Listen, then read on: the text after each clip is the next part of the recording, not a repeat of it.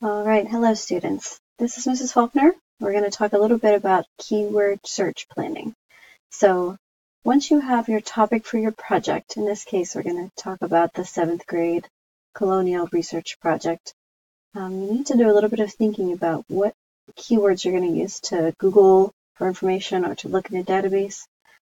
So let me give you an example here. Let's say that I've decided that I need to find things on the Georgia colony, right? So Georgia is my keyword, my main keyword. And, a related term, I know that sometimes these colonies went by slightly different names. And I know that this one goes by the province of Georgia, or even by the term Royal Georgia. So when you perform a search, if this doesn't work out for some reason, because these are two fairly common words, you could always try some of these other related terms that you know about. One of the other things I know about Georgia is that it was, one of the integral founding fathers was this Oglethorpe. So I don't really know how to spell Oglethorpe, but I'm going to give it my best shot. And then if I, need to, I can always come back and fix the spelling once I do a Google search. Sometimes I'll suggest spelling words. So this doesn't have to be filled out perfectly right from the beginning. But you want to think about what keywords you can use to do your Google searches before you actually start searching. And if you find other terms that fit your topic as you go, you can always come back and add these here, right? That way all of your searches can be more organized and you don't forget things that you did the last class period and redo them, trying to get back to where you were. It's a good idea to keep track of your keywords, okay? So let's say that I did a search on Georgia colony and province of Georgia together. And see how I put quotes around these? It's always a good idea to put quotes around phrases if you think that would help, or if you're not having success, you could try it just to keep the words in the phrase together in Google, right? So already I found a Wikipedia article, and I'm sure you know that your teachers do not want you to use Wikipedia articles.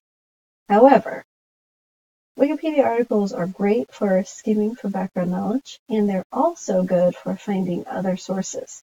At the very bottom, just like we've been talking about, giving credit to your sources, giving credit to places where you found information, Wikipedia authors do that too, and they have lots of references at the bottom that they've used to create this article. So even though you're not really allowed to use this article as a source in your project, and you wouldn't put this source into your final bibliography, you could come down to the bottom and look at these links. And I actually looked through these links and found some really interesting things. Like, for example, you can find the full text of the charter for the Georgia colony right here. So instead of having to redo another Google search, there's the full text for the original charter. In fact, there's also a link down here for the original document, or at least a copy of the original document. A little further down, there's a copy of the original document that they used, or that they wrote out by hand, containing the words of the charter. I think I saw it down here somewhere. I don't know if that would be helpful to you, but if you're looking for like an example of a primary source, or you're looking for a example to put in your museum display, here it is. This is a really cool look at the original charter written out by hand, and it says, who the original document belonged to, and then you can see the original cursive handwriting in this document and all the information about the original volume right down here.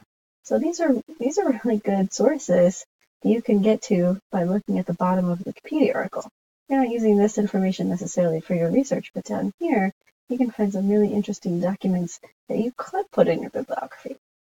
Okay, so let's say that I find a website that I really like that I decide I'm going to use as part of my research. Okay, so right here it says Royal Georgia, and I like this website because at the bottom I saw that it was an encyclopedia put together by some reputable sources in the Georgia University system, right? It says that it's a program in partnership with the University of Georgia Press, University System of Georgia, Office of the Governor in Georgia. So this seems fine. Okay, so I've looked through here. I can definitely take notes on this information. I'm going to fill out my Noodletools source on this source. Okay, so here I am at Noodletools, and I'm going to create a new citation. I'm going to tell Noodletools that it is on a website and that it is a web page. That's easy enough.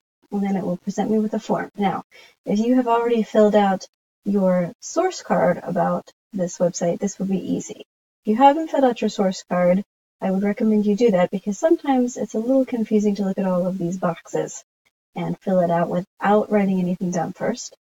So we're going to write down that this is the title of the web page. And we can always just pop that right in here. And this is the title of the website, New Georgia Encyclopedia. So that goes here.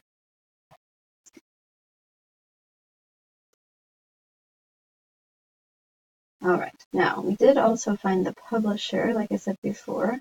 So down here at the bottom, we're going to go with whatever it says next to the copyright date here, Georgia Humanities and the University of Georgia Press. It goes in the publisher spot.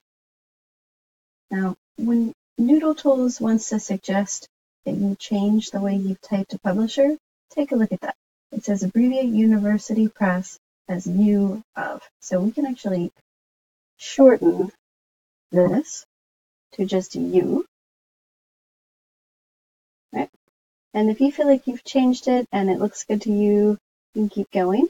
Oh, it wants us to shorten the P to, oh, and there my red line went away. So anytime you see a red line in Noodletools, make sure you pay attention to those little caution signs because it's trying to help you make a neater, more professional looking bibliography. Okay? All right, so quickly we're going to find the URL. Here's the URL. Put that in the URL link. We're going to look at the publication date, which is, it says 2004 to 2018, but you always go with the most recent date. So we're just going to put 2018 here, and we're going to say that we access it today. You don't need to worry about boxes that don't show on your original source. I'm not going to make a guess about the day and the month. We're just going to leave that blank. And then finally, we're going to look around and see if there is any specific person that wrote any of this information, right? So let's see here. What person wrote these words? Sometimes you can't find this and sometimes you can. Oh, it says original entry by Edward J. Cashin, and then it was edited by the staff. I'm going to take this name here and put him in as the author. So it's okay to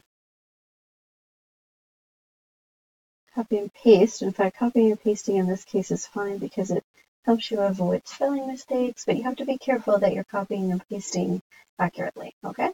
So now that it looks like most of my boxes are filled in, I can say save, and then my source will be saved in my bibliography for this project forever, all right? And if someone else in your group saves a source, it should show up in your group project so that you're not doing things over and over again. You aren't duplicating each other's efforts. All right, so that's how you find a source and also put it into your Noodletools bibliography.